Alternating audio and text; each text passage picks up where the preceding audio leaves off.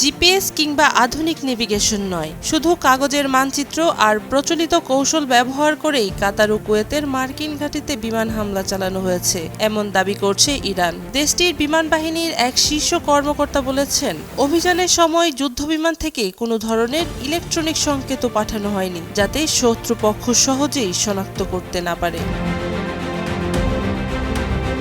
ইরানের বার্তা সংস্থা মেহের নিউজের খবরে বলা হয়েছে, বিমান বাহিনীর উপসমন্বয়ক ব্রিগেডিয়ার জেনারেল মাসুদ জাফরি জানান, গত ২ মার্চ প্রচলিত অভিযানে পাইলটরা জিপিএস বা ইনিশিয়াল নেভিগেশন সিস্টেমের উপর নির্ভর না করে কেবল কাগজের মানচিত্র ব্যবহার করেন।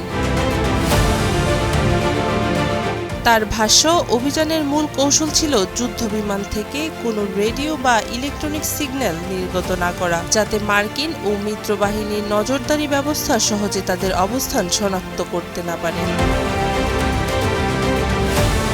ইরানের দাবি অনুযায়ী সিরাজের শহীদ দাওয়ান ঘাঁটিটি থেকে উড্ডয়ন করা ৪টি SEU-24 যুদ্ধবিমান কাতারের আল উদিদ মার্কিন ঘাঁটিতে হামলা চালায়। অভিযানে অংশ নেয়া ৪ পাইলটের একজন ব্রিগেডিয়ার জেনারেল মজি কাজেমির লাশ সম্প্রতি দেশে ফিরিয়ে আনা হয়েছে। অন্য ৩ জনের বিষয়ে কোনো তথ্য দেয়নি ইরান।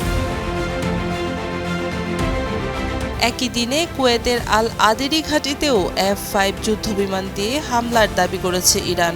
দেশটির ভাষ্য অনুযায়ী, ওই সময় সৃষ্ট বিভ্রান্তিতে মার্কিন বাহিনীর ৩টি F-15E স্ট্রাইক ঈগল যুদ্ধবিমান নিজেদের প্রতিরক্ষা ব্যবস্থার গুলিতেই ভূপাতিত হয়। তবে কাতার, কুয়েত কিংবা যুক্তরাষ্ট্রের পক্ষ থেকে এসব দাবির কোনো আনুষ্ঠানিক নিশ্চিতকরণ পাওয়া যায়নি। স্বাধীন কোনো আন্তর্জাতিক সূত্রও ঘটনাগুলোর সত্যতা যাচাই করেনি। বিশ্লেষকদের মতে, দীর্ঘদিনের নিষেধাজ্ঞার কারণে বিকল্প কৌশলে সামরিক সক্ষমতা ধরে রাখার বার্তা দিতেই এমন দাবি সামনে আনছে তেহরান।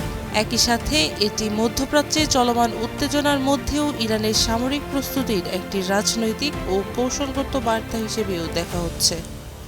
মারিয়া সামিয়া, নয়া দিগন্ত।